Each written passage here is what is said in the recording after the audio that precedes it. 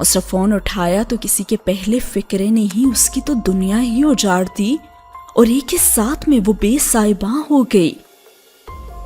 کسی نے کہا تھا کہ احسان الحق صاحب کا انتقال ہو گیا ہے، اور اس فکرے کے بعد تو وہ باقی بات سن ہی نہ سکی اور ان کے حلق سے چیخ نکلی اور ریسیور ہاتھ سے چھوٹ گیا۔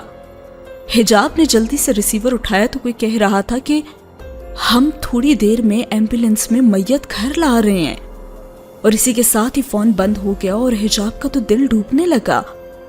اس نے ماں کی طرف دیکھا جو ایک کونے میں بیٹھی بلک بلک کر رو رہی تھی، اور حجاب صباحت کے پاس بیٹھ گئی۔ اماں، ٹیلی فون پر وہ شخص کس کی بات کر رہا تھا اور کس کی میت وہ گھر لا رہے ہیں؟ اور حجاب کے سوال پر تو صباحت اور اونچا اونچا رونے لگی اور اس کی ٹھوڑی اور ہونٹ اس طرح کانپ رہے تھے کہ وہ کچھ بول ہی نہیں پا رہی تھی۔ اور اتنی دیر میں ایمبولینس کی آواز ان کے کانوں سے ٹکرائی اور تینوں بہنیں گیٹ کی طرف دوڑیں۔ کچھ لوگوں نے ایمبولینس سے میت نکالی اور اسے لان میں رکھ دیا، اور لاش کے اوپر سر سے پاؤں تک سفید کپڑا تھا، اور صباحت بھی دوڑتی ہوئی چارپائی کے پاس آ گئیں۔ احسان الحق کے کچھ قریبی دوست متاسفانہ انداز میں سر جھکائے چارپائی کے قریب کھڑے تھے اور حجاب ان کے قریب آئی۔ انکل، کس کی لاش ہے یہ؟ اور اس شخص نے بھیگی ہوئی آنکھوں سے حجاب کی طرف دیکھا اور پھر آگے بڑھ کر لاش کے چہرے سے کپڑا اٹھا دیا، اور ماں بیٹیوں کی درد سے بھری چیخیں فضا میں گونج اٹھیں۔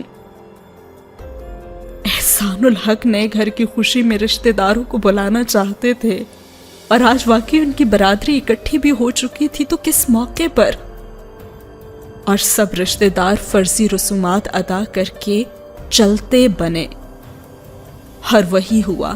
اس مطلب پرست دنیا میں صباحت اور اس کی بیٹیاں تنہا رہ گئیں، اور پھر بہت عرصہ ماں بیٹیاں غموں کے اندھیرے میں ڈوبی رہیں۔ جن زخموں کو ڈھارس کا مرہم نہ ملے، ان زخموں کو وقت ہی بھرتا ہے۔ انہیں بھی جینے کے ڈھنگ آ گئے اور ان کی آنکھوں میں چمکتے خواب نا امیدی کی بند گلی میں دم توڑ گئے۔ حجاب نے گریجویشن کے بعد ایک سرکاری اسکول میں ٹیچر کی ملازمت کر لی۔ احسان الحق کا جنرل سٹور ایک سیلز مین چلتا رہا تھا جس سے صباحت باقاعدہ حساب لے لیتی تھی۔ دکان کی آمدنی اب بہت کم ہو گئی تھی اور سیلز مین اپنی جیب گرم کرنے کے چکر میں ہی لگا رہتا، اور صباحت کو یہی سننے کو ملتا کہ دکان تو گھاٹے میں جا رہی ہے۔ صباحت نے 2 سالوں میں 10 سال کی جیسے مسافت طے کر لی تھی، اور اب وہ بہت جلد بوڑھی ہو گئی تھی۔ وہ گھر جو خوشیوں کا گہوارہ تھا وہ اب دکھوں میں ڈوب چکا تھا۔ وہ گھر جہاں پہ ان کی بیٹیوں کی اور ان کی خوشیوں اور ان کی مسکراہٹوں کی دعا کی گئی تھی، وہاں اب غموں کے سائے ڈیرا جمائے بیٹھے تھے۔ وہ گھر جہاں پیسے کی ریل پیل تھی، وہاں اب تنگ دستی آ چکی تھی۔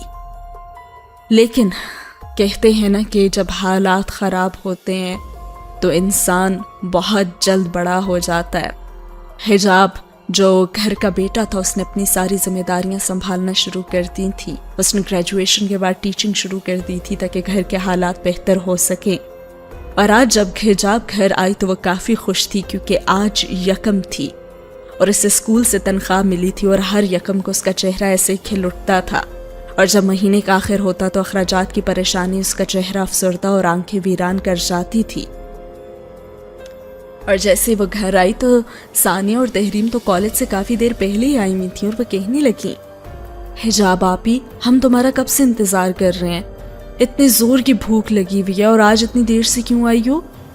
تحریم نے چیئر پر بیٹھتے ہوئے کہا، اور حجاب بھی فریش ہو کے کھانے کی ٹیبل کے پاس بیٹھ کے اور کہنے لگی، آئندہ تم میرا انتظار مت کرنا، کھانا کھا لیا کرنا۔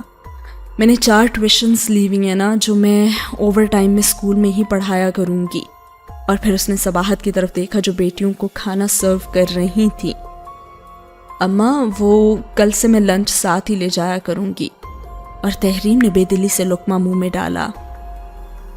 ہاں، لے جایا کرنا، یہ دال کا سوپ اسکول والوں کو بھی پتہ چل جائے گا کہ ہم گھر میں کیا کھاتے ہیں۔ اور حجاب نے غصے سے تحریم کی طرف دیکھا۔ ارے ہمیں لوگوں سے کیا لینا دینا، شکر کرو نا کہ بھوکے تو نہیں سوتے ہم۔ اور تحریم نے کھانا ہی چھوڑ دیا کھانے سے زیادہ نا میں روز کے لیکچروں سے تنگ آ گئی ہوں۔ اور حجاب نے صباحت کی طرف دیکھا جس کے چہرے پر ایسی خاموشی ٹھہر گئی تھی جیسے خاموشی خوفناک طوفان کے بعد سائیں سائیں کرتی ہوئی بربادی کی داستان سناتی ہے۔ پر حجاب اپنے ہونٹوں کو بھیجتی ہوئی نہ جانے کتنی باتیں من میں دبائے اپنے کمرے میں چلی گئی، اور صباحت حجاب کے پیچھے پیچھے اس کے کمرے میں آ گئی اور اس کے ہاتھ میں حجاب کے لیے کھانا تھا۔ وہ حجاب کے پاس بیٹھی تو حجاب سے آنسو بھرے آنکھیں چھپانے کے لیے دوسری طرف انہوں نے منہ کر لیا، اور صباحت نے حجاب کا چہرہ اپنی طرف موڑ لیا اور کہا، کھانا کھا لو میری بیٹی، تمہاری ماں کے پاس اپنی بیٹیوں کے علاوہ اور کون سی خوشیاں ہیں؟ اگر تم لوگ بھی اس طرح سے آنسو بہاؤ گی تو تمہاری ماں کیسے جیے گی؟ دیکھو تحریم کی باتوں کو دل پر مت لیا کرو، حالات نے اسے چڑچڑا سا کر دیا ہے نا۔ اپنی خواہشات مارتے مارتے انسان خوش رہنا ہی بھول جاتا ہے، اور تم ہم سب کے مسئلوں میں یہ کیوں بھول جاتی ہو کہ تم نے بھی تو ایک دنیا بسانی ہے اور اب تمہاری بھی شادی کی عمر ہے۔ اور صباحت حجاب سے کچھ اور بھی کہنا چاہتی تھی لیکن حجاب نے انہیں کچھ اور کہنے کا موقع نہیں دیا اور کہنے لگی، اماں آپ میری شادی کے متعلق نہ سوچیں، جب تک تحریم اور ثانیہ کی تعلیم مکمل نہیں ہو جاتی نا میں اپنے بارے میں کچھ بھی نہیں سوچوں گی، اور میری دنیا تو میرے یہ رشتے ہیں، مجھے یہ رشتے چھوڑ کر نئی دنیا نہیں بسانی۔ اور یہ کہہ کر حجاب اپنے آنسو پونچھتی ہوئی اٹھ بیٹھی اور صباحت نے حجاب کے بجھے ہوئے چہرے کی طرف دیکھا، بیٹا یہ جو تم کچھ کہہ رہی ہو نا یہ اتنا آسان نہیں ہے۔ اور تبھی ثانیہ کمرے میں داخل ہوئی اور اس کے ہاتھ میں لیٹر تھا، اور وہ لیٹر صباحت کی طرف بڑھاتے ہوئے بولی کہ یہ آپ کے نام آیا ہے۔ اور صباحت نے لیٹر اس کے ہاتھ سے لیا اور دیکھا کہ لیٹر پر تو اسی کا نام تھا، اور صباحت نے لیٹر دیکھا تو اس میں ایک رکا تھا اور ساتھ ایک بند لفافہ۔ صباحت لیٹر پڑھنے لگی تو حجاب نے اس کے شانوں پر ہاتھ رکھ لیے، اچھا آپ بھی میرے ساتھ کھانا کھائیں نا، یہ لیٹر بعد میں پڑھ لینا۔ اور پھر کھانے کے بعد جب سب اپنے اپنے کمروں میں آرام کرنے چلے گئے تو صباحت نے وہ لیٹر پڑھنے کے لیے اٹھایا۔ اس وقت وہ اپنے کمرے میں اکیلی تھی اور لیٹر مینو بابا کا تھا جو بی بی بختاور کا پرانا وفادار ملازم تھا۔ صباحت نے خط پڑھنا شروع کیا تو اس میں لکھا ہوا تھا، صباحت بیٹی، میری بیٹی بی بی بختاور کے کپڑوں کی الماری کی سیٹنگ کر رہی تھی تو اسے یہ لفافہ ملا جو آپ کے نام کا تھا۔ غالباً بی بی بختاور یہ لفافہ آپ تک پہنچانا چاہتی تھیں لیکن زندگی نے انہیں وقت ہی نہیں دیا، اس لیے ان کا یہ کام میں کر رہا ہوں۔ اور صباحت نے لفافہ کھولا تو اس کی ساری توجہ تو اس لیٹر کی طرف ہی ہو گئی۔